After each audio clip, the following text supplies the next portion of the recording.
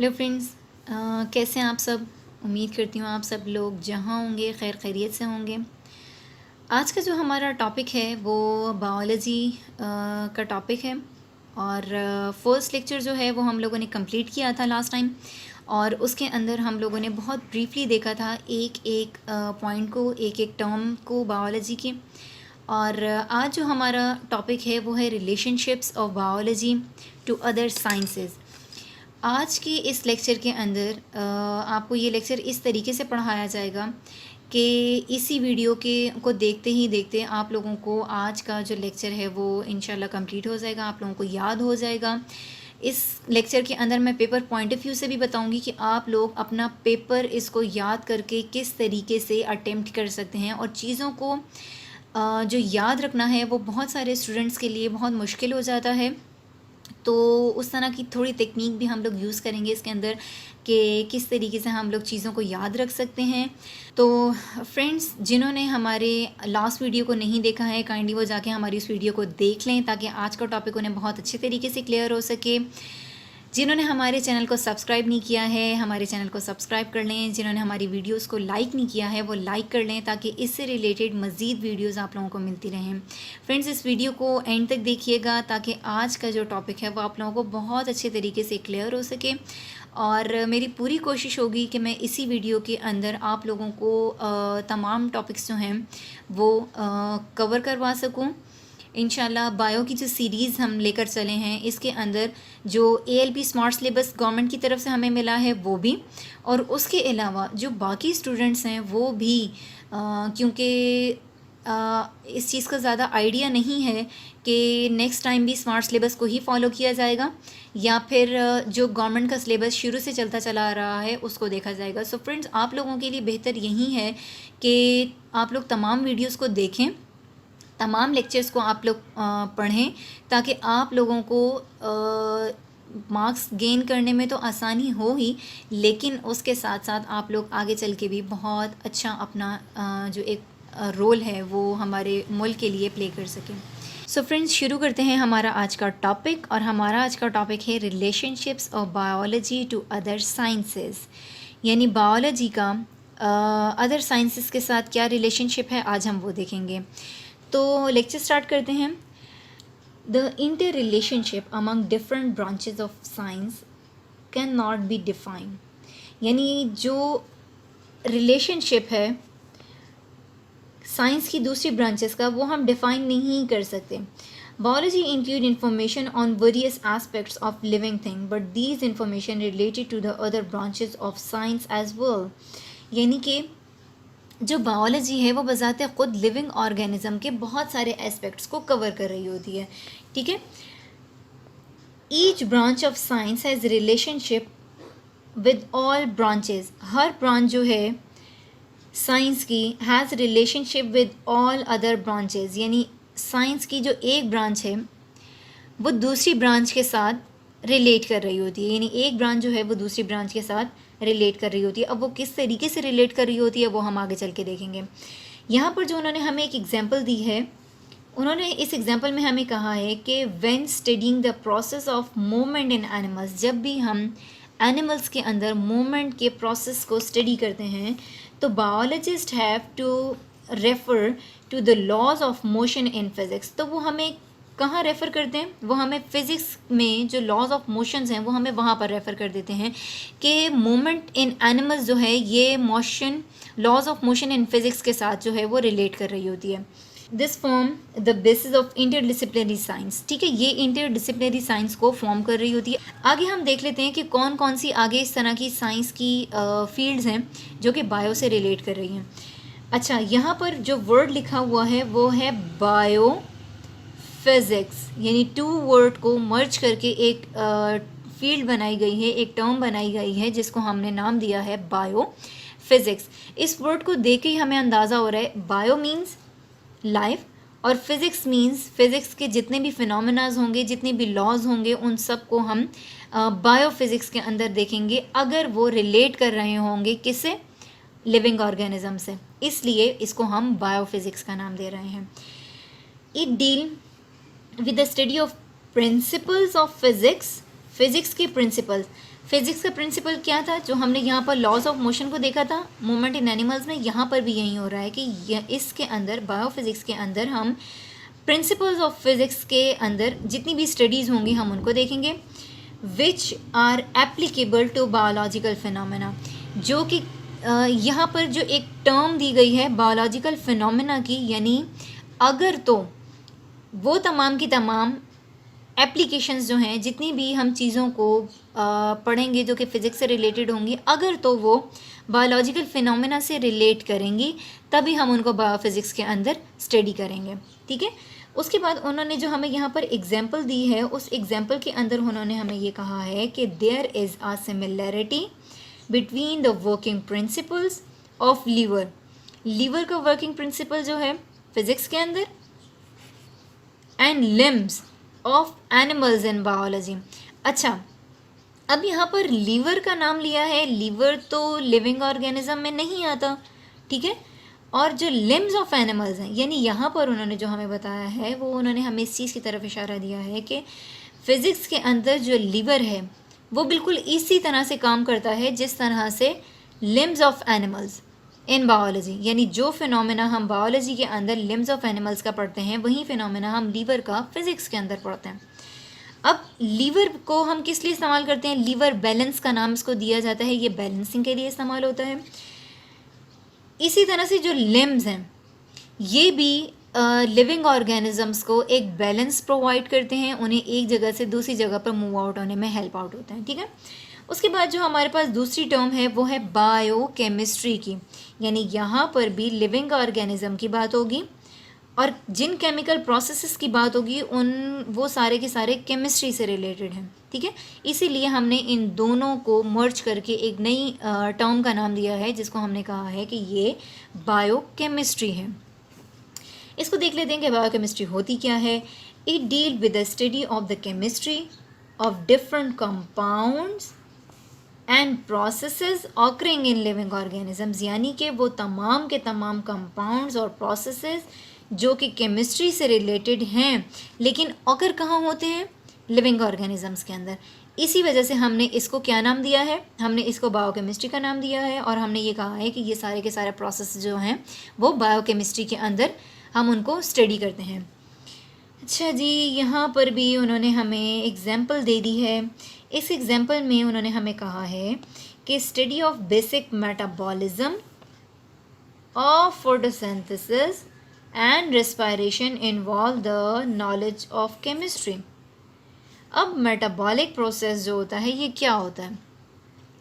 अगर हम प्लांट से हट के लिविंग ऑर्गेनिजम्स की बात करें तो उनमें जब वो खुराक लेते हैं तो उनका जितना भी डाइजेस्टिव प्रोसेस होता है वो सारा का सारा मेटाबॉलिक प्रोसेस कहलाता है, यानी उस खुराक जो उन्होंने खाई है उस खुराक को ब्रेक डाउन करने के बाद उसमें से एनर्जी को रिलीज़ करना, ठीक है। और वो तमाम चीज़ें जो हमारी बॉडी के लिए ज़रूरी होती हैं वो बॉडी को दे देना और जो वेस्ट मटेरियल होता है उसको बॉडी से एक्सट्रैक्ट कर देना।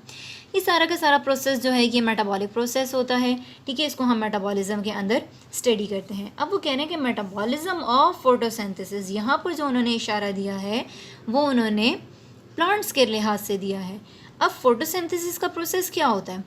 फोटोसिंथेसिस का जो प्रोसेस होता है ये सिर्फ़ और सिर्फ होता है प्लांट्स के अंदर। क्यों? वो यूँ क्योंकि उन्होंने सनलाइट की प्रेजेंस के अंदर अपनी खुराक को तैयार करना होता है। एक फोटोसिंथेसिस का प्रोसेस होता है, उस सारे के सारे प्रोसेस को जिसमें प्लांट्स जो हैं वो ग्रीन कलर भी लेते हैं, उसके अलावा वो अपनी खुराक को जब ज़मीन से लेते हैं उसको डाइजेस्ट करते हैं। और एक ये जो पूरा प्रोसेस होता है जिसमें सनलाइट भी होती है, जिसमें ऑक्सीजन भी होती है, जिसमें ग्लूकोज भी होता है, तो ये सारी की सारी चीज़ें जो है ये मिल के एक खुराक बना देती हैं। किन के लिए? प्लांट्स के लिए। और ये फोटोसिंथेसिस का जो स्पेसिफिक नेम दिया जाता है ये इसी वजह से दिया जाता है क्योंकि इसकी स्पेसिफिसिटी ये है, ये सनलाइट के प्रेजेंस में होता है, ठीक है। इसी वजह से इसको हमने जो नाम दिया है वो फोटोसिंथेसिस का नाम दिया है। Photo mean light. अब अगर किसी को फोटोसिंथेसिस का प्रोसेस याद नहीं रहता तो वो इसको इस तरह से भी याद कर सकता है। Photo mean light, synthesis mean process, यानी लाइट के प्रेजेंस में जो भी प्रोसेस होगा उसको हम फोटोसिंथेसिस का नाम देंगे। चूँकि ये प्लांट के अंदर होता है इसलिए इनको फोटोसिंथेसिस का नाम दे दिया जाता है। ठीक है, इस प्रोसेस को मेरे ख्याल में बहुत सारे बच्चों को अब समझ आ गई होगी कि फोटोसिंथेसिस का जो प्रोसेस है वो होता कैसे है। अच्छा जी, उसके बाद है रिस्पायरेशन। रिस्पायरेशन का प्रोसेस क्या होता है कि जब भी हम ऑक्सीजन को अपनी बॉडी के अंदर लेकर जाते हैं और कार्बन डाइऑक्साइड को बाहर निकालते हैं, तो ये सारा का सारा प्रोसेस जो है ये सिर्फ ऐसे ही नहीं होता कि ऑक्सीजन अंदर चली गई कार्बन डाइऑक्साइड बाहर होगी। नहीं, ऑक्सीजन जब अंदर जाती है, हम बॉडी के अंदर लेकर जाते हैं, तो वो लंग्स में जाती है, उसके बाद वो हार्ट तक पहुंचती है और हार्ट में जाने के बाद हमारी पूरी बॉडी के अंदर यानी खून में शामिल होने के बाद हमारी पूरी बॉडी के अंदर उस ऑक्सीजन को रेगुलेट कराया जाता है और जितनी भी कार्बन डाइऑक्साइड हमारी बॉडी में मौजूद होती हैं उसको जिस्म से बाहर एक्सट्रैक्ट करवा दिया जाता है थ्रू रिस्पायरेशन प्रोसेस। इसलिए यहाँ पर चूँकि ये केमिकल प्रोसेस है इसलिए हम इसको किस में स्टडी करेंगे, बायोकेमिस्ट्री के अंदर। उसके बाद जो हमारे पास नेक्स्ट टर्म है साइंस की वो है बायोमैथमेटिक्स,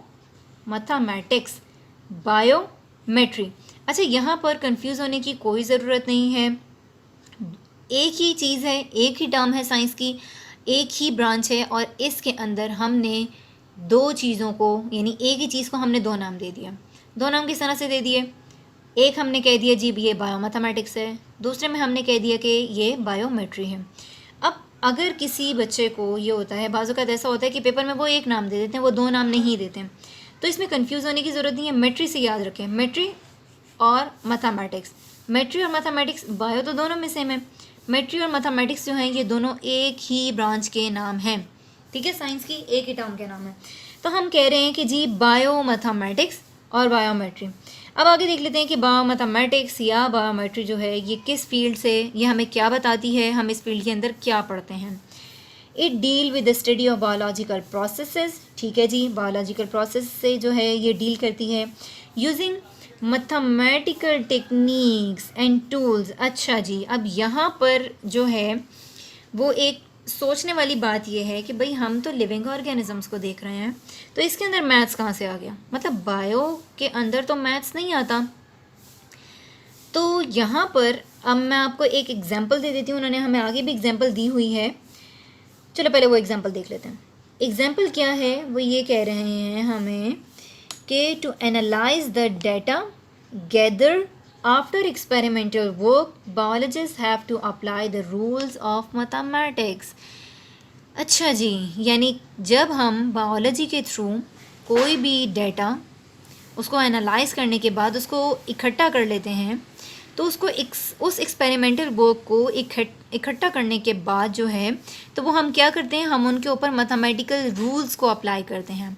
अगर थोड़ी यहाँ ये क्रिटिकल चीज़ है, अगर यहाँ पर किसी भी स्टूडेंट को नहीं समझ आ रही है तो मैं उसकी आसानी के लिए थोड़ी सी एक और एग्जांपल दे देती हूँ।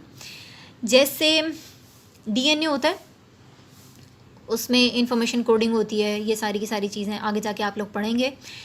डीएनए के अंदर क्या होता है, जितनी भी इंफॉर्मेशन स्टोर्ड होती है हम उस डीएनए को जो बायोलॉजिस्ट होते हैं उसको एक्सट्रैक्ट करते हैं किसी भी लिविंग ऑर्गेनिजम्स के सेल से, उसको लेने के बाद उसको इकट्ठा करते हैं। ठीक है, इकट्ठा करने के बाद क्या किया जाता है, जब हम उसको एनालाइज करने के बाद उस डाटा को इकट्ठा करने के बाद अब हमें क्या करना है, अब हमें इसको मज़ीद देखना है। जैसे कि नादरा है हमारे पास, आइडेंटिफिकेशन का एक पूरा प्रोसेस उनके पास होता है। तो वो आइडेंटिफिकेशन प्रोसेस क्या होता है, वो यही होता है कि वो हमारी आइडेंटिटी ले लेते हैं। आइडेंटिटी लेने के बाद वो उसको मैच करते हैं डाटा को कलेक्ट करने के लिए, हमारा एक फैमिली ट्री बनाने के लिए। वो हमारे एंसेस्टर से या हमारी पूरी फैमिली से, तो हमारी फैमिली के जितने भी लोग वहाँ जाते हैं अपनी आइडेंटिटी देते हैं तो वो हम एक फैमिली ट्री बन जाते हैं। ठीक है, हमारा एक फैमिली ट्री जो है ये मैथमेटिकल एक कंडीशन है, टर्म है, एक टूल है कि हम जितने भी वो होते हैं मैथमेटिकल टूल्स होते हैं उनको यूज़ करते हुए हम डाटा को इकट्ठा कर लेते हैं। ठीक है, इकट्ठा करने के बाद उसको किसी भी एक जगह पर रखा जाता है और फिर उससे जितनी भी इंफॉर्मेशन उससे रिलेटेड होती है तो वो हमें पता लगती रहती है कि जी ये इस बंदे की इंफॉर्मेशन है। ठीक है, ये मैंने आपको एक छोटी सी एग्जांपल दी है। अगर फिर भी इस एग्जांपल की किसी को समझ ना आए तो काइंडली कमेंट बॉक्स में ज़रूर पूछिएगा। आपके लिए यानी वो तमाम स्टूडेंट्स जिनको इस चीज़ की समझ नहीं आई है उनके लिए मैं एक स्पेसिफ़िक वीडियो अलग से बना दूँगी, ठीक है। उसके बाद जी हमारे पास जो नेक्स्ट बायोलॉजी की साइंस की टर्म है वो क्या है, वो है जी बायोजियोग्राफी। बायो की समझ आ गई, लिविंग ऑर्गेनिज्म की बात हो रही है, जियो मीन्स अर्थ, ग्राफी यानी बायोजियोग्राफी। अब ये 3 वर्ड्स हैं यहाँ पर, ठीक है, बायो जियोग्राफी। इसके अंदर हम देख लेते हैं कि इसके अंदर हमें वो क्या क्या समझाना चाह रहे हैं कि इस टर्म के अंदर बायोलॉजी की इस फील्ड के अंदर हम क्या पढ़ सकते हैं, ठीक है। हम देख लेते हैं कि जी it deal with study of the occurrence and distribution, occurrence and distribution of different species of living organism in different geographical regions of the world। यानी कि इसके अंदर बायोजियोग्राफी की इस फील्ड के अंदर हम क्या देख रहे हैं, हम 2 चीज़ों को देख रहे हैं। हम लिविंग ऑर्गेनिज्म की अक्रंस को भी देख रहे हैं और उनकी डिस्ट्रीब्यूशन को भी देख रहे हैं। यानी यहाँ पर हमें वो 2 चीज़ों को समझाने की कोशिश कर रहे हैं कि कोई भी लिविंग ऑर्गेनिज्म जो है वो अगर किसी एक स्पेसिफिक रीजन के अंदर पाया जा रहा है तो उसकी उस अक्रंस को और उसकी डिस्ट्रीब्यूशन को of different species of living organism in the world geographical region of the world. अच्छा, यहाँ पर मैं आपको एक एग्जाम्पल दे देती हूँ, चूँकि इसके अंदर उन्होंने हमें एग्जाम्पल नहीं दी है। हम यहाँ पर पोलर बेयर की एग्जाम्पल ले लेते हैं, ठीक है।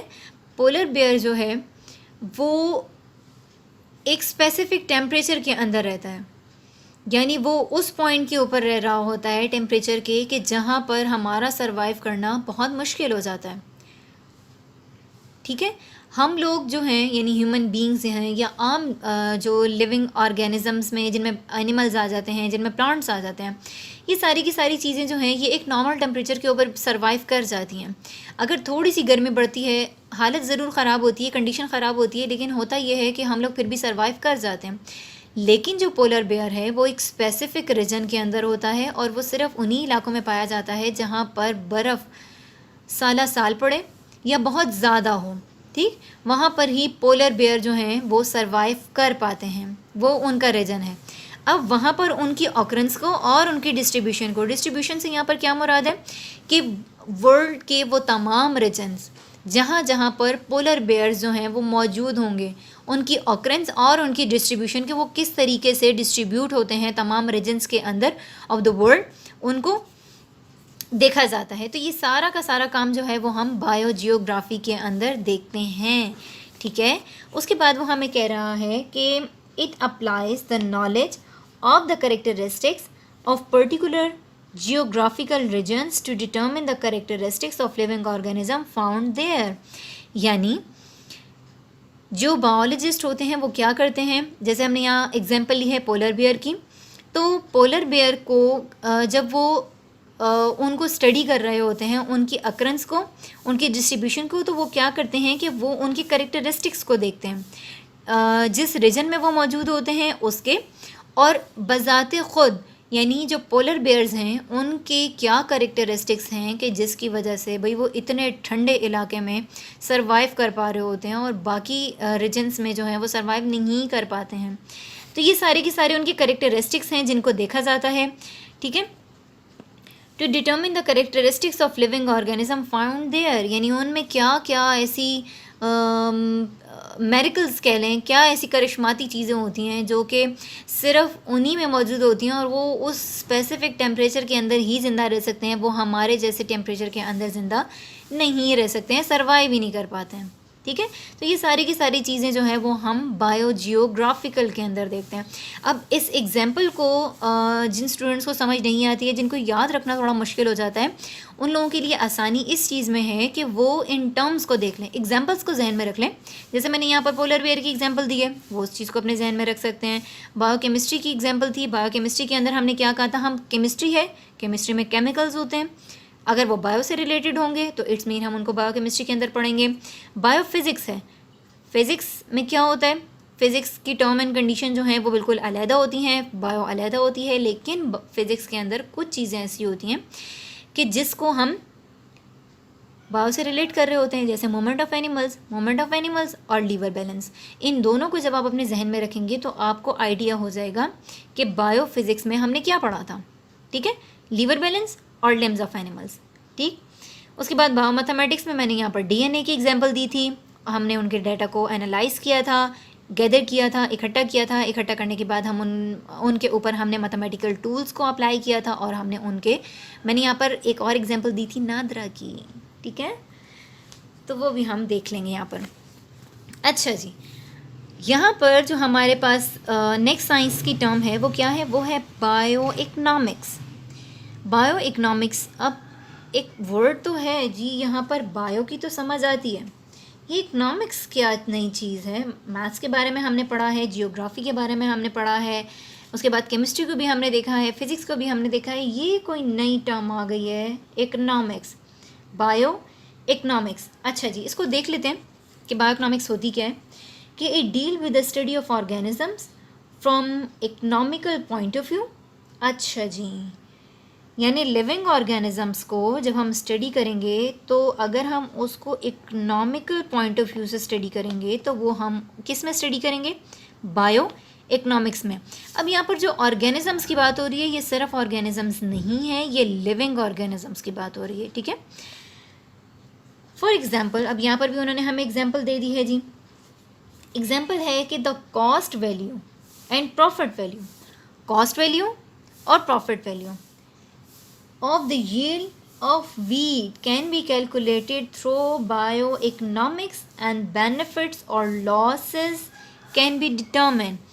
अच्छा जी, एक नई टर्म है बायोइकोनॉमिक्स की, घबराने वाली बात नहीं है कि बायोइकोनॉमिक्स जो है ये कौन सी एक नई टर्म आ गई है। देखो, जब भी हम लिविंग ऑर्गेनिजम्स को इकोनॉमिकली देखते हैं तो हम उसको क्या नाम देते हैं, हम उसको देखते हैं, यानी इकोनॉमिकली से मुराद क्या है कि जिसके अंदर हम लॉस एंड प्रॉफिट को देखेंगे। ठीक है, कि कोई चीज़ अगर हमने कॉस्ट पे करके हमने उसको लिया है, उसको ख़रीदा है तो वो, और अगर हमने उसको आगे सेल किया है तो उसके ऊपर हमारा कितना प्रॉफिट आया। वैसे तो ये डिफरेंट चीज़ों में होता है, जैसे हम कार सेल करते हैं, उसको बाय करते हैं, सेल करते हैं, तो उसके अंदर प्रॉफिट एंड लॉस को देखा जाता है। इस तरह से अगर हम कोई मशीनरी बाय एंड सेल करते हैं उसके अंदर देखा जाता है। लेकिन बायो इकनॉमिक्स के अंदर, सिंपल इकनॉमिक्स में तो हम बहुत सारी चीज़ों को देखेंगे। ठीक है, किसी भी चीज़ की बाइंग एंड सेलिंग को जब हम देख रहे होते हैं तो हम इकोनॉमिकल पॉइंट ऑफ व्यू से देखेंगे, तो हम कह देंगे जो इकनॉमिक्स की फील्ड है।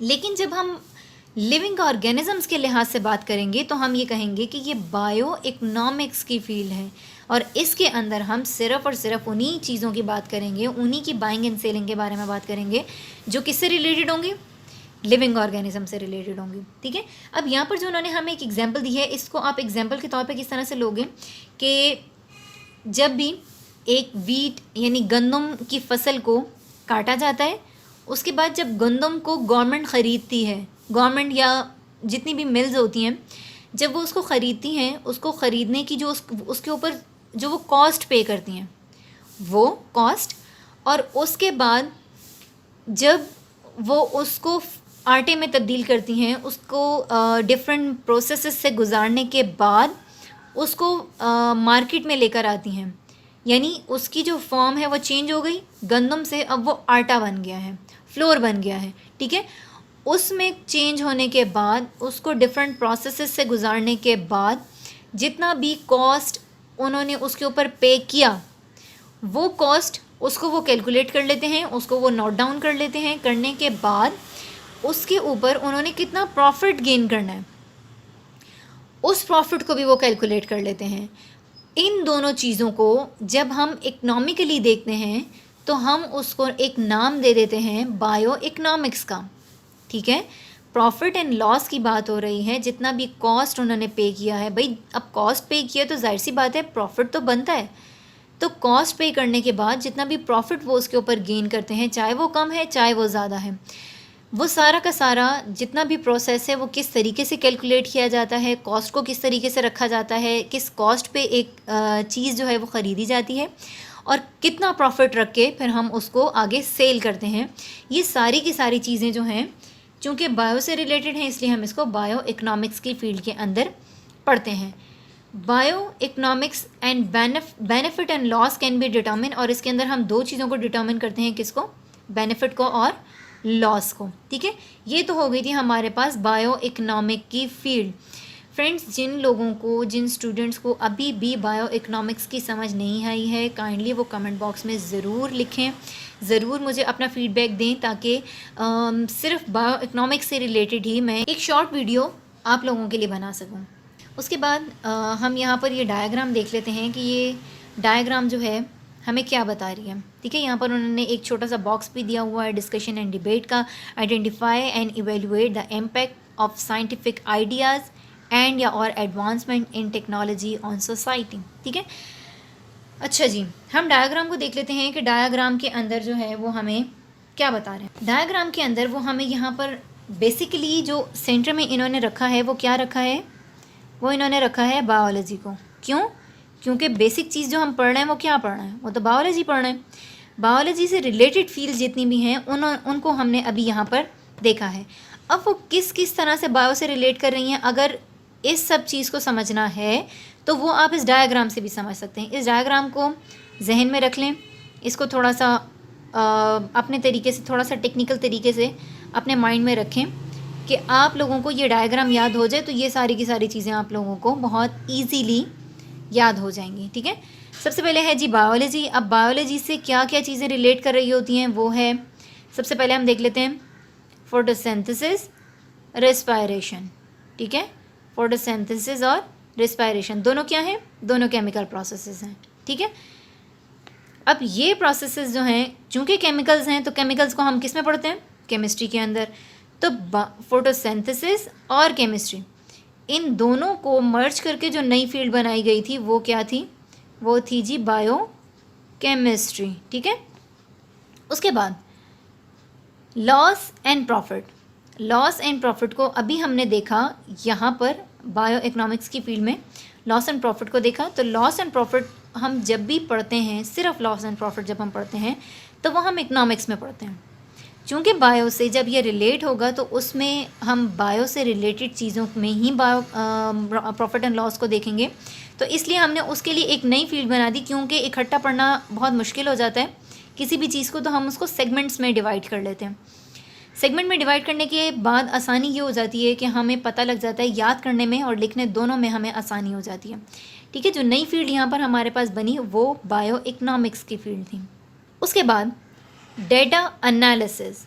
बायोलॉजी के अंदर डेटा एनालिसिस को देखा जाता है, डेटा को एनालाइज किया जाता है। यहाँ पर जो मैंने आपको एक एग्जांपल दी थी वो डीएनए की दी थी, नादरा की दी थी। ठीक है, जहाँ पर हमारी आइडेंटिटीज़ जो हैं वो उसका रिकॉर्ड रखा जाता है।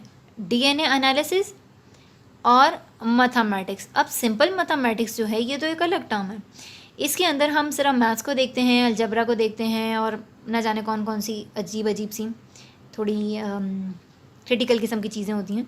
तो मैथ्स के अंदर हम उन चीज़ों को देख रहे होते हैं। चूँकि ये एनालाइज डेटा एनालिसिस से रिलेट कर रही होती है, इसलिए हम इसको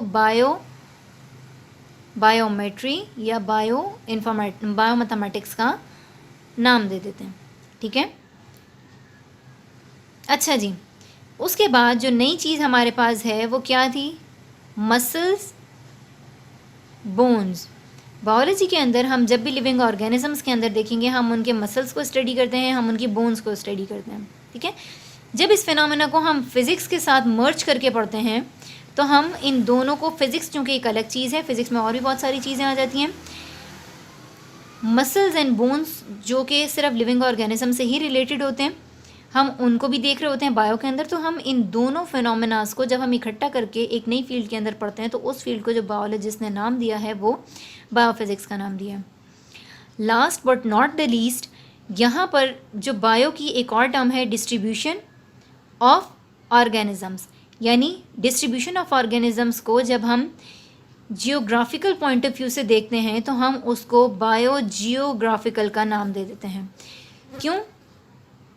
क्योंकि जी जो डिस्ट्रीब्यूशन ऑफ ऑर्गेनिजम्स है उनको हम वैसे तो पढ़ना हमारे लिए बहुत मुश्किल हो जाएगा कि अगर हम उसको सिर्फ बायो के अंदर पढ़ते हैं तो। ठीक है, उसके लिए हमें रीजन्स को फाइंड आउट करना बहुत ज़रूरी है, जो कि एक अलग चीज़ है, एक अलग फील्ड है जियोग्राफी की, और इसके अंदर हम अर्थ को डिस्कवर करते हैं, ठीक है। वर्ल्ड के जितने भी रीजन्स हैं, चाहे वो हाई टेम्परेचर वाले हैं, चाहे वो लो टेम्परेचर वाले हैं, ठीक है, इन दोनों को, या वो नॉर्मल टेम्परेचर वाले हैं, इन तमाम के तमाम रीजन्स को हम क्लाइमेट के लिहाज से देखते हैं कि आया कि ऐसा क्यों है। ये सारी की सारी चीज़ें जो हैं वो हम किस में देखते हैं, बायोजियोग्राफी में देखते हैं। तो इन सब को मर्ज करके जो हमने एक नई चीज़ बनाई, जो एक नई टर्म हमें बायोलॉजिस्ट ने दी, वो थी बायोजियोग्राफी, ठीक है। ये तो हो गई जी relationships of biology to other sciences, other sciences के साथ बायोलॉजी का क्या रिलेशन है, ये तो हमने इसके अंदर देख लिया। नेक्स्ट टॉपिक जो हमारा है वो है करियर्स इन बायोलॉजी। बहुत सारे बच्चे जब 9-10 में बायोलॉजी रखते हैं तो उनको ये आइडिया नहीं होता है कि आगे जाके इसके अंदर और क्या करियर्स हैं। उन्हें बस सिर्फ ये पता होता है कि आगे जाके हमने MBBS करना है। अगर MBBS में एडमिशन नहीं होता है तो वो फिर डेंटिस्ट्री की तरफ चले जाते हैं। अगर उसमें भी एडमिशन नहीं होता है तो फिर आगे जाके और भी बहुत सारी फील्ड्स हैं, लेकिन बहुत ऐसी फील्ड्स हैं कि जिनका बहुत सारे स्टूडेंट्स को आइडिया भी नहीं होता है, और वो इकनॉमिकल पॉइंट ऑफ व्यू से और उसके अलावा बायोलॉजिकल पॉइंट ऑफ व्यू से बहुत ज़्यादा अहमियत की हामिल हैं, ठीक है। तो आज के इस टॉपिक के अंदर करियर्स इन बायोलॉजी के अंदर हम लोग देखेंगे कि कौन कौन सी ऐसी फील्ड्स हैं जिनको एक्सप्लोर करना बहुत ज़रूरी है, और जिनके अंदर हम लोग, क्योंकि बहुत सारे बच्चे ऐसे होते हैं कि उनका बचपन से ही कुछ चीज़ों की तरफ थोड़ा अट्रैक्शन होती है उनकी, लेकिन आगे जाके उन लोगों को समझ नहीं आ रहा होता है कि हम लोग किस चीज़ में, किस फील्ड के अंदर अपने आप को लेकर जाएं, ताकि उसको हमारे लिए पढ़ना भी आसान हो, हमें पढ़ने में मज़ा भी आए, और उसके साथ साथ हम अपनी स्किल्स को पॉलिश करने के बाद उस स्पेसिफ़िक फील्ड के अंदर अपनी अपनी जो सलाहियत हैं उनका लोहा मनवा सकें, ठीक है। हम आज देखते हैं कि करियर्स इन बायोलॉजी वो कौन कौन से हैं और इसके अंदर क्या है। अच्छा जी, it is essential that students of today who will occupy positions of leadership tomorrow have the background of the modern and forward looking branches of sciences। यानी वो तमाम स्टूडेंट्स जिन्होंने आगे जाके इस मुल्क की भाग दौड़ संभालनी है, उनके लिए बहुत ज़्यादा ज़रूरी है कि अगर वो साइंस की तरफ जा रहे हैं तो वो साइंस का बैकग्राउंड भी उन्हें मालूम हो, और फॉरवर्ड लुकिंग जितनी भी ब्रांचेस हैं, जो नई ब्रांचेस बन रही हैं, उन तमाम की तमाम चीज़ों के बारे में भी उन्हें आगाही होना ज़रूरी है, ठीक है। An accurate and modern knowledge of biology will promote and comprehension of both science and scientific research projects. It will benefit the learners in diverse list of careers. The following are the careers that our students of biology can plan to adopt. अब यहाँ पर उन्होंने हमें careers दिए हुए हैं कि कौन कौन से ऐसे करियर्स हैं कि जिनको अडॉप्ट करने के बाद हम उन स्किल्स को पॉलिश कर सकें जो कि अंदर कहीं हमारे अंदर छुपी हुई होंगी, उनको उभार सकें, बाहर निकाल सकें। और उसके लिए उसको निकालने का जो बेहतरीन तरीका होता है वो यही होता है कि आप अपनी स्किल से रिलेटेड, अपने इंटरेस्ट से रिलेटेड जो है वो फील्ड के अंदर जाएं, और आप कामयाब भी तभी हो सकते हैं। क्योंकि बहुत सारे स्टूडेंट्स जो हैं उनको घर की तरफ से प्रेशर होता है, सोसाइटी की तरफ से प्रेशर होता है, नहीं जी अगर तुमने साइंस पढ़ी है तो जाना ही या इंजीनियरिंग में जाना है या फिर MBBS करना है, इसके अलावा किसी और थर्ड ऑप्शन को वो छोड़ते ही नहीं है, ठीक है ना। लेकिन ऐसा नहीं है, सिर्फ MBBS ही काफ़ी नहीं है, इसके अलावा बायो से रिलेटेड और बहुत सारी फील्ड्स हैं, ठीक है, जिनको आज हम एक्सप्लोर करेंगे इसके अंदर। Medicine and surgery, medicine and surgery यानी मेडिसिन एंड सर्जरी को पढ़ के ही एक माइंड में फ़ौरन जो डॉक्टर का एक स्केच होता है वो आ जाता है कि जी एक डॉक्टर का स्केच जो है वो क्या होता है, मेडिसिन देता है डॉक्टर, सर्जरी करता है, ठीक है। हम इस फील्ड के अंदर देख लेते हैं कि क्या कुछ हो सकता है। तो the profession of medicine deal with the diagnose and treatment of disease in humans. The profession of medicine deal with the diagnose and treatment of disease in human. In surgery, अच्छा अब यहाँ पर जो है वो दो चीज़ों की बात हो रही है, एक हो रही है मेडिसिन की, एक हो रही है सर्जरी की। द पार्ट हम लास्ट में बात करेंगे कि पेपर पॉइंट ऑफ व्यू से हम पेपर को इन क्वेश्चंस को किस तरीके से देख सकते हैं और पेपर को किस तरीके से अटेम्प्ट किया जाता है कि जिसके ज़रिए से हम लोगों को ज़्यादा मार्क्स गेन करने में आसानी हो जाए। बाज़ औक़ात ऐसा होता है कि बच्चे इतना सारा लिख के आ जाते हैं पेपर में, लेकिन होता क्या है, उनका पेपर इम्प्रेशन अच्छा नहीं होता है, जिसकी वजह से उनको मार्क्स ज़्यादा अच्छे नहीं मिलते हैं। ठीक है, तो आज की इस वीडियो के अंदर हम लोग पेपर पॉइंट ऑफ व्यू से भी बात करेंगे लास्ट में। ठीक है, तो फ्रेंड्स लास्ट तक इस वीडियो को ज़रूर देखिएगा, क्योंकि इसके अंदर हम पेपर पॉइंट ऑफ व्यू से भी बात करेंगे आज। उसके बाद वो हमें यहाँ पर कह रहा है कि in surgery the part of the body may be repair, replace और रिमूव। अब यहाँ पर उसने हमें जो एग्जाम्पल दी है वो एग्जाम्पल क्या है, वो हमें कह रहे हैं कि the removal of stone through the renal surgery. Renal surgery के ज़रिए से हम स्टोन को रिमूव कर सकते हैं। Transplantation of kidney, liver etcetera. Transplantation कर सकते हैं किन चीज़ों का, किडनी का भी, लीवर का भी। ठीक है, both these processes are studied in the same basic courses यानी MBBS and then students go for specialisation.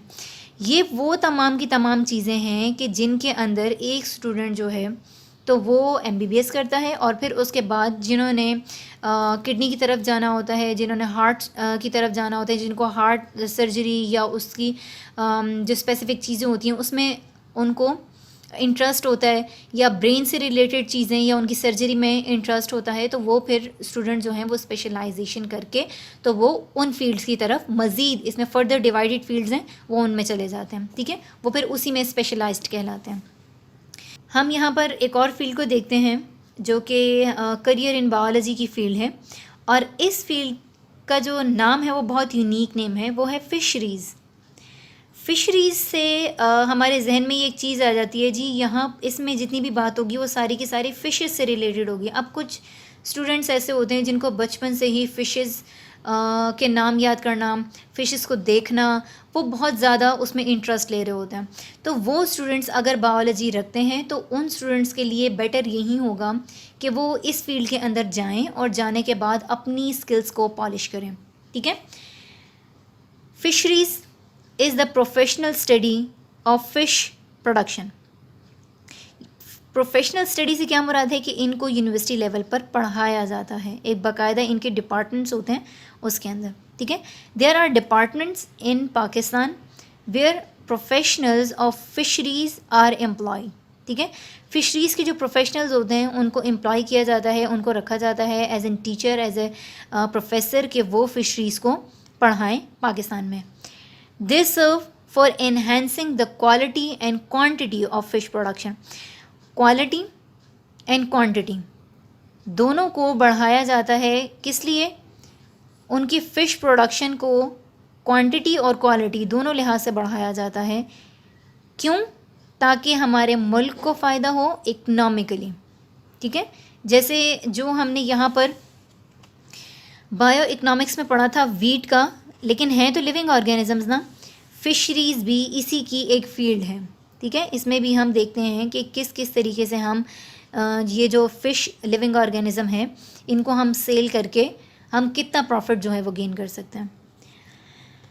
उसके बाद है कि this profession can be adopt after the bachelor और master level study of zoology and fisheries. यानी कि वो student जिन्होंने बैचलर या मास्टर किया है किस में, ज़ूलॉजी में और फ़िशरीज़ में, वो इस प्रोफेशन को अडॉप्ट कर सकते हैं। ठीक है, फ़िशरीज़ का पूरी एक फ़ील्ड है फ़िशरीज़ की, और इसके अंदर बहुत सारी चीज़ें जो हैं वो ऐसी हैं जो कि हमें फ़िश से रिलेटेड उनकी प्रोडक्शन और उनकी क्वांटिटी और क्वालिटी हर लिहाज से हमें फ़िशरीज़ के अंदर पढ़ाया जाता है। अच्छा जी, नेक्स्ट जो हमारे पास चीज़ है वो है एग्रीकल्चर। एग्रीकल्चर क्या है? एग्रीकल्चर से हमारे जहन में फ़ौरन आ जाता है जी गंदम की कटाई और फसलों की कटाई और इस तरह की जो चीज़ें हैं वो सारी की सारी हमारे जो एक जहन में कॉन्सेप्ट क्रिएट होता है वो सारा का सारा एग्रीकल्चर से रिलेटेड होता है। इसमें क्या हमें उन्होंने बताया हुआ है कि यानी अगर एग्रीकल्चर को स्टूडेंट्स अडॉप्ट करते हैं, यानी इंटर के बाद अगर हम इस फील्ड के अंदर आते हैं तो हमें क्या क्या बेनिफिट्स आगे जाके इस फील्ड को अडॉप्ट करने के बाद मिल सकते हैं, तो वो हम इसमें पढ़ लेते हैं कि this profession deal with the food crop and animals which are the source of food. ठीक है, crop, food crops, food crops यानी वो तमाम की तमाम चीज़ें जो कि वो तमाम फसलें जो खाने के काबिल हैं, फूड क्रॉप्स, एंड एनिमल्स, ठीक है, यानी जानवर, which are source of food, living organisms, humans जो हैं वो लिविंग ऑर्गेनिजम्स को खाते हैं वो, और फूड क्रॉप्स जैसे कि डिफरेंट क्रॉप्स हैं जिनको हम अपने रोज़मर्रा इस्तेमाल में लेकर आते हैं, वो सारी की सारी चीज़ें जो हैं वो एग्रीकल्चर में आ जाती हैं. An agriculturist work for the betterment of crop like wheat, rice, corn etcetera. ये तो हो गई वो क्रॉप्स जो कि हम रोज़मर्रा इस्तेमाल में लेते हैं अपने, ठीक है. अब एनिमल्स की बात हो गई, ये क्रॉप थी, अब एनिमल्स हैं. Animals like buffalo, cow etcetera from which we get food. जो बुफेलो काउस वगैरह हैं इनके ज़रिए से हम जो भी चीज़ हासिल करते हैं वो दो तरह की होती हैं, वो या मीट होता है या फिर मिल्क होता है, ठीक है. तो उसके बाद in Pakistan there are many universities which offer professional courses on agriculture after the higher secondary education in biology, ठीक है. आफ्टर हायर स्टडी एजुकेशन के बाद जो है वो क्या होता है कि हम इस प्रोफेशन को अडॉप्ट कर सकते हैं. इसके अंदर हम वो तमाम चीज़ों को देखते हैं जो कि लिविंग ऑर्गेनिज्म से रिलेटेड हैं, और एग्रीकल्चर का ये पोर्शन जो है ये भी बायोइकोनॉमिक्स से रिलेटेड है. हमने यहाँ पर वीट की एग्जांपल दी थी, यहाँ पर उन्होंने हमें वीट के अलावा जो है वो राइस और कॉर्न की भी एग्जांपल दे दी है, और एनिमल्स जो हैं वो बुफेलो और काऊ का भी उन्होंने हमें यहाँ पर बताया है, ठीक है. अच्छा जी, ये एक नई फील्ड है हमारे सामने जिसका नाम है एनिमल हस्बेंड्री. एनिमल हस्बेंड्री को बहुत कम स्टूडेंट्स ऐसे होंगे जिन्होंने इसके बारे में सुना होगा, इस फील्ड के बारे में. लेकिन जब इसके अंदर जो चीज़ें उन्होंने हमें बताई गई हैं, जब हम उनको पढ़ेंगे तो काफ़ी स्टूडेंट्स को आइडिया हो जाएगा कि ये क्या चीज़ है, ठीक है. एनिमल हस्बेंड्री के अंदर हम देखते हैं कि it is the branch of agriculture concern with the career and breeding of domestic animals. Domestic animals कौन से होते हैं? लाइव स्टॉक एनिमल्स जैसे कि कैटल एंड शीप. इनको क्या किया जाता है इस फील्ड के अंदर, उनको ग्रो करवाया जाता है, ठीक है, उनकी ब्रीडिंग की जाती है, और उनको यानी फार्म्स में उनको इस तरीके से उनकी केयर की जाती है कि वो ज़्यादा से ज़्यादा हम उनसे बेनिफिट हासिल कर सकें, ठीक है. ये सारी की सारी, लेकिन ये कौन सी चीज़ें होती हैं, ये कौन से लिविंग ऑर्गेनिजम्स होते हैं? ये सिर्फ डोमेस्टिक एनिमल्स होते हैं जैसे कैटल और sheep. Professional courses in animal husbandry can be adopted after the higher secondary education in biology. Higher secondary education in biology में हम जब ये कोर्स पढ़ लेते हैं, ये स्टडी कर लेते हैं, यानी हमारा जो ये एक क्राइटेरिया होता है हायर सेकेंडरी एजुकेशन का, इसको पढ़ने के बाद फिर हम एनिमल हस्बेंड्री की फील्ड को अडॉप्ट कर सकते हैं. अच्छा जी, हमारे पास एक और फील्ड है जो कि है हॉर्टिकल्चर की. हॉर्टिकल्चर के अंदर हम क्या देखते हैं? हम देख रहे हैं कि it deal with the art of gardening,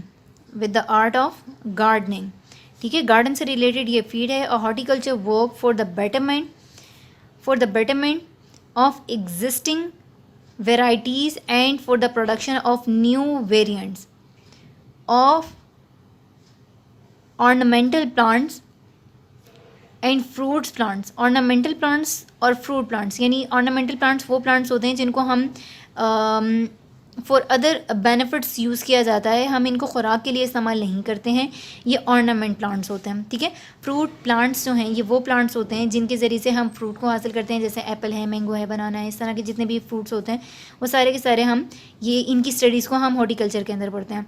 biology students can adopt this profession after the higher secondary education, ठीक है. हायर सेकेंडरी एजुकेशन के बाद हम इस फील्ड को अडॉप्ट कर सकते हैं. फार्मिंग जो है ये भी एक बहुत वास्ट फील्ड है. इसके अंदर हम क्या करते हैं कि जो लिविंग ऑर्गेनिजम्स होते हैं उनको फार्म में ग्रो करवाते हैं. ग्रो करवाने के हम उनकी प्रोडक्शन को बढ़ा देते हैं. अच्छा जी, यहाँ क्या लिखा हुआ है हम वो देख लेते हैं कि it deal with the development and maintenance of different type of farms, ठीक है.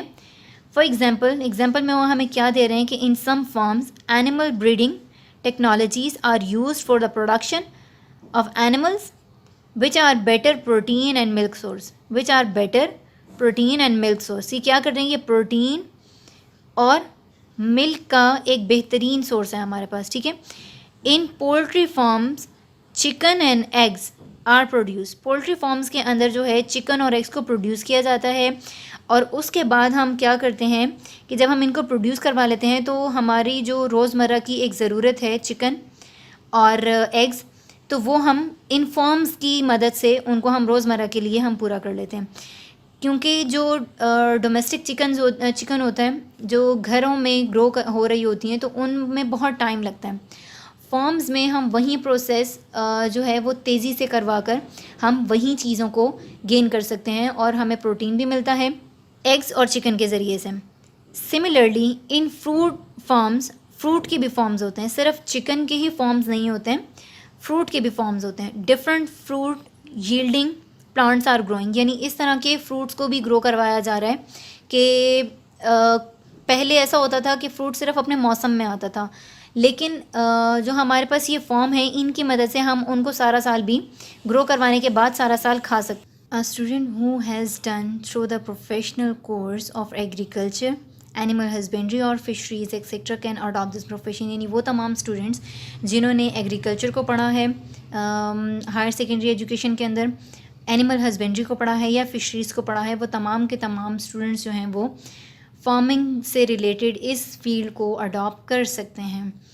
नेक्स्ट हमारे पास फील्ड है वो है फॉरेस्ट्री की, और इसके अंदर हम देख लेते हैं फॉरेस्ट्री को देखते ही मतलब पढ़ते ही हमारे जहन में एक चीज़ आ जाती है, फॉरेस्ट, जंगल, ठीक है।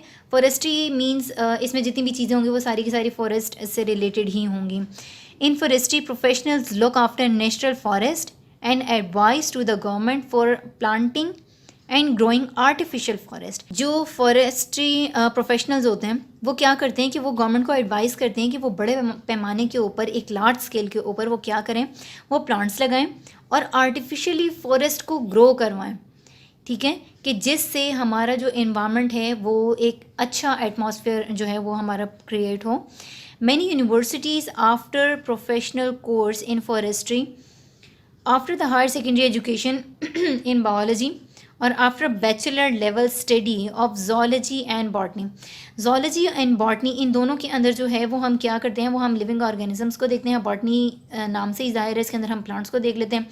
जोलॉजी जो है वो इसके अंदर हम प्लांट्स एंड एनिमल्स दोनों को देख लेते हैं।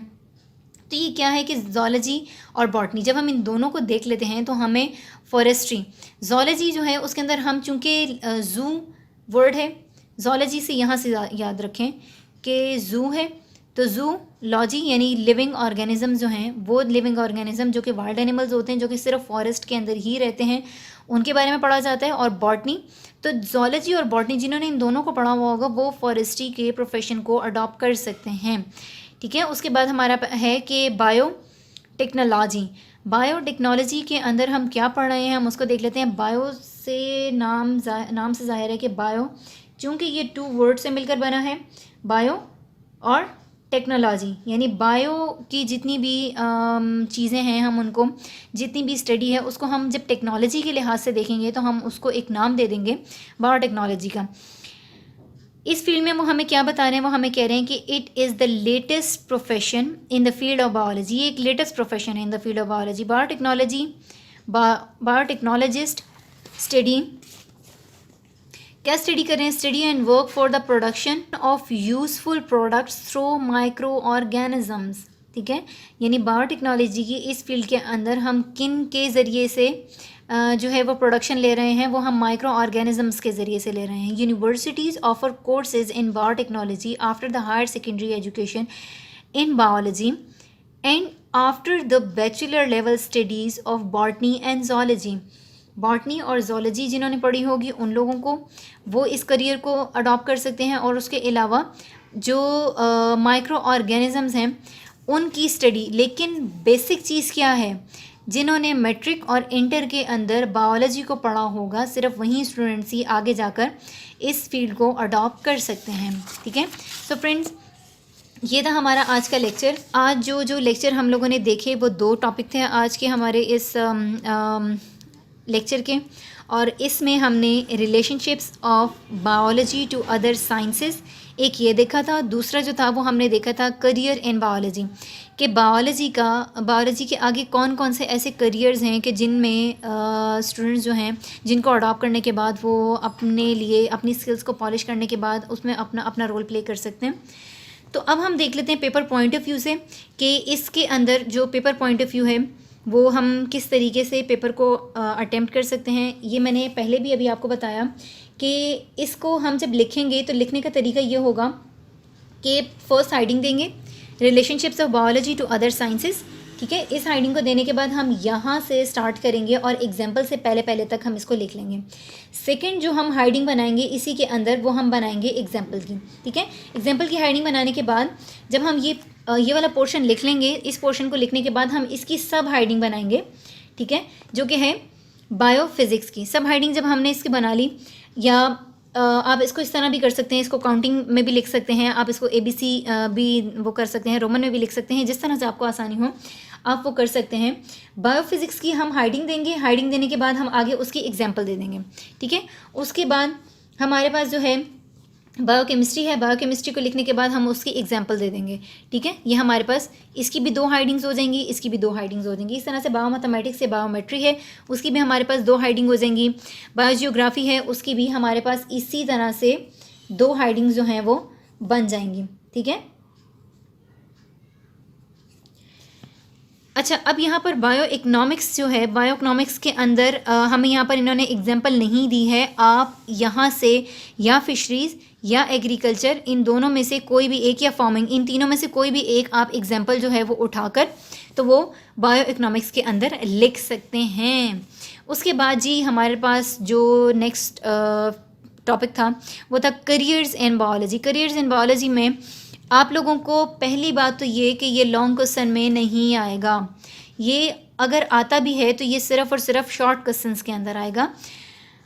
इसमें मेडिसिन एंड सर्जरी जो है, जब हम उसकी बात करेंगे तो मेडिसिन एंड सर्जरी में हम इसको लिख देंगे। अच्छा, अब इसको लिखने का तरीका जो है वो ये है कि पहले हम हाइडिंग देंगे मेडिसिन की, ठीक है, प्रोफेशन ऑफ मेडिसिन। अब प्रोफेशन ऑफ मेडिसिन के अंदर जो है वो हम यहाँ तक लिख लेंगे क्योंकि यहाँ पर सिर्फ मेडिसिन की बात हुई है। उसके बाद बात हो रही है सर्जरी की, ठीक है। सर्जरी का पोर्शन जो है ये सारा का सारा सर्जरी का पोर्शन आ गया रिमूवल तक। अब आगे उन्होंने जो सर्जरी में ही एग्जाम्पल दी हुई है, आप इसकी हाइडिंग भी बना सकते हैं सर्जरी के ही पोर्शन के अंदर, ठीक है। ये सारी की सारी सर्जरी आ जाएगी, इसको आप यहाँ तक लिख लेंगे। फिर ये आप ऐसे ही लाइन लिख सकते हैं कि both these profession are studied in the basic course MBBS and students go for specialisation. तो ये आपका एक 3 से 4 लाइनों का क्वेश्चन बनेगा जो कि बेसिकली होगा तो 2 मार्क्स का ही, लेकिन आप अगर इसको इतना लेंथी करके लिख लेते हैं, लेंथी करने से मुराद ये है अगर इसकी हाइडिंग्स बना बना के लिख लेते हैं तो आपको वो 2 मार्क्स पक्के मिलेंगे। यानी ऐसा नहीं होगा कि आपके वहाँ कहीं एक पोर्शन पे भी मार्क्स कट जाएं, ठीक है। उसके बाद जो फिशरीज़ का पोर्शन है उसमें भी हम इसी तरह से ही करेंगे कि फिशरीज़ को हम लिखेंगे, ठीक है। Departments in Pakistan, fisheries are the professional studies for the fish production, ठीक है। These are the department there are department Pakistan there professional of fisheries are employed serve for enhancing, ठीक है। अच्छा, अब यहाँ पर आप इसकी हाइडिंग बना सकते हैं इन्हेंसिंग क्वालिटी और क्वांटिटी, या अगर ये नहीं बना सकते तो आप इसके अंदर सिंपल लिख दें फिश प्रोडक्शन, ठीक है। फिश प्रोडक्शन की भी अगर आप देंगे तो यहाँ पर आपके पास हाइडिंग बन जाएगी, क्योंकि हमारा मेन मकसद जो है वो इसको लेंथी करना है। 2 मार्क्स का इतना बना लेना है कि हमें इसके अंदर 2 मार्क्स मिलें के मिलें, ठीक है। उसके बाद है कि in Pakistan the profession can be adopted after the bachelor. अच्छा, अडॉप्टिंग कि आप यहाँ पर एक हाइडिंग बना सकते हैं कि हम कहाँ पर इस चीज़ को अडॉप्ट कर सकते हैं, तो वो सारा का सारा ये वाला पोर्शन इसके अंदर आ जाएगा अडॉप्टिंग में। आफ्टर द बैचलर और master level study of zoology and fisheries, ठीक है। ये सारा का सारा फिशरीज़ के अंदर हम लिखेंगे तो हमारे यहाँ पर 2 मार्क्स जो हैं वो गेन हो जाएंगे। इस तरह से एग्रीकल्चर में अगर हम आते हैं तो this profession deal with the food crops, पहले तो आप ये हाइडिंग लिखेंगे ना एग्रीकल्चर की, ठीक है। उसको लिखने के बाद जो जो डोमेस्टिक एनिमल्स हैं, हम यहाँ पर पहले एग्रीकल्चर के अंदर क्रॉप्स को लिखेंगे, क्रॉप्स की हाइडिंग देंगे। उसके बाद हम इसके अंदर एनिमल्स की हाइडिंग देंगे, यानी सब हाइडिंग्स जो हमारे पास बनी वो बनी क्रॉप की और वो बनी एनिमल की, किस किस तरीके से हम उनको ग्रो करवा रहे होते हैं वो सारा का सारा। फिर Pakistan there are many universities offer professional career. अब यहाँ पर भी अडॉप्टिंग की जो मैंने यहाँ पर आपको बताई थी हाइडिंग, वो आप यहाँ पर भी लिख सकते हैं। जब आप यहाँ पर लिखेंगे तो ये आपकी 1, 2 और ये 3 सब हाइडिंग जो हैं वो बन जाएंगी और एक मेन हाइडिंग जो है वो होगी एग्रीकल्चर की। इस तरह से एनिमल हस्बेंड्री जो है उसके अंदर भी हम यही कर सकते हैं। पहले हम ये वाली हाइडिंग लिखेंगे एनिमल हस्बेंड्री की, उसके बाद जो है वो ब्रीडिंग किस किस की करवा रहे हैं हम करा रहे हैं जी कैटल की और शीप की, ठीक है। प्रोफेशन यहाँ पर अडॉप्टिंग, यहाँ पर बेसिकली जो हाइडिंग्स बन रही हैं वो 2 ही बन रही हैं, वो हैं अडॉप्टिंग की और एनिमल हस्बेंड्री की। यहाँ पर अगर आप यही 2 हाइडिंग्स बना लेते हैं तो आपके तो 2 मार्क्स पक्के हैं, ठीक है। हॉर्टिकल्चर की बात कर रहे हैं, हॉर्टिकल्चर के अंदर हम मेन हाइडिंग यही देंगे हॉर्टिकल्चर की। उसके बाद जो है उसमें हम लिख लेंगे जी, यहाँ पर भी 2 ही बन रही हैं, ठीक है। यहाँ पर भी अडॉप्टिंग की बन रही है, अडॉप्टिंग में हम यहाँ से लेकर यहाँ तक लिख लेंगे और उसके बाद जितना भी ये सारा का सारा है वो हॉर्टिकल्चर का आप ऊपर यहाँ तक प्लांट्स तक लिख सकते हैं, ठीक है। फार्मिंग चूँकि एक थोड़ा लेंथी पोर्शन वो है लिखा हुआ है, अब हम ये सारा तो नहीं बाजू का लिख सकते, लेकिन अगर हम इसके अंदर से कुछ चीज़ें हम लेते हैं तो हम क्या करेंगे, हम फार्मिंग की मेन हेडिंग ले लेंगे और हम इसको यहाँ से यहाँ तक लिख लेंगे, ठीक है। उसके बाद उन्होंने हमें यहाँ पर एग्जाम्पल दी हुई है, इसकी सब हेडिंग बना के हम उसकी एग्जाम्पल दे देंगे। एग्जाम्पल में ये सारी की सारी चीज़ें आ रही हैं, अब वो यहाँ तक आ रहा है। अब आप इसके अंदर जो है वो भी दो हेडिंग्स दे सकते हैं। अब आप चाहें तो वो आप सिर्फ यहाँ तक लिख लें, या चाहें तो आप ये वाला पोर्शन ना लिखें, एग्जाम्पल में आप सिर्फ पोल्ट्री फार्म्स का लिख लें, ठीक है।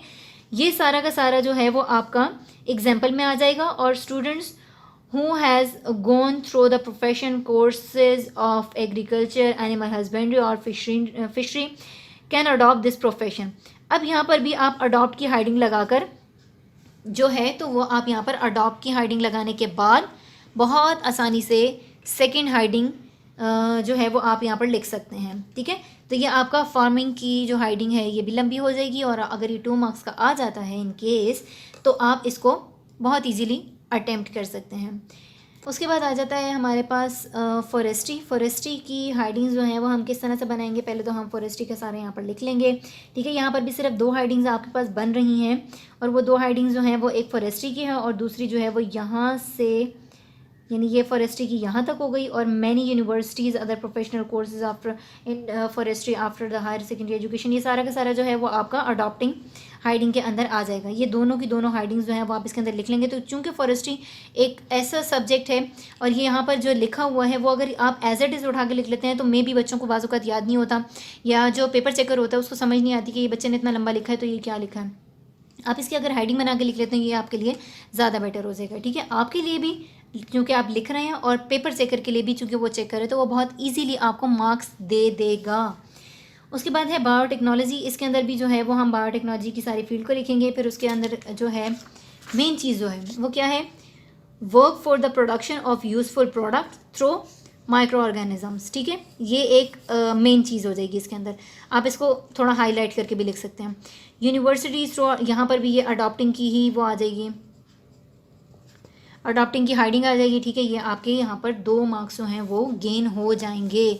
सो फ्रेंड्स, आज के इस लेक्चर के अंदर जो कुछ भी हमने पढ़ा है वो जिसको भी जहाँ से समझ नहीं आई है काइंडली कमेंट बॉक्स में ज़रूर अपना फीडबैक दीजिएगा। जिसने इस वीडियो को लाइक नहीं किया वो इस वीडियो को लाइक कर ले, जिसने हमारे चैनल को सब्सक्राइब नहीं किया वो सब्सक्राइब कर ले, ताकि इससे रिलेटेड मज़ीद वीडियोज़ आप लोगों को मिलती रहें। और उसके बाद जो है हम क्या करेंगे, हम नेक्स्ट टॉपिक्स जो हैं बाओ के उनको हम करेंगे और कोशिश करेंगे कि इस जो हमारा ये चैप्टर है इसको हम जल्द से जल्द कवर कर लें और उसके बाद फिर हम आएंगे एक्सरसाइज के ऊपर, ठीक है। सो फ्रेंड्स, आज के लेक्चर में जिसको कोई भी अगर ऐसी बात है जो समझ नहीं आई है काइंडली वो अपना फीडबैक हमें ज़रूर दे, कमेंट बॉक्स में ज़रूर वो हमें बताएं कि जहाँ से उनको समझ नहीं आई है। मेरी पूरी कोशिश होगी कि उन लोगों के लिए स्पेसिफ़िक एक अलग से वीडियो बनाकर अपलोड कर दी जाए ताकि उन लोगों को ये लेक्चर समझने में आसानी हो। फ्रेंड्स, इस वीडियो को शुरू से लेकर एंड तक ज़रूर देखिएगा ताकि आपको जितना भी ये लेक्चर्स हैं, जितने भी टॉपिक्स हैं बायो के, वो सारे के सारे इसी वीडियो के अंदर क्लियर हो सकें। अल्लाह हाफ़िज़।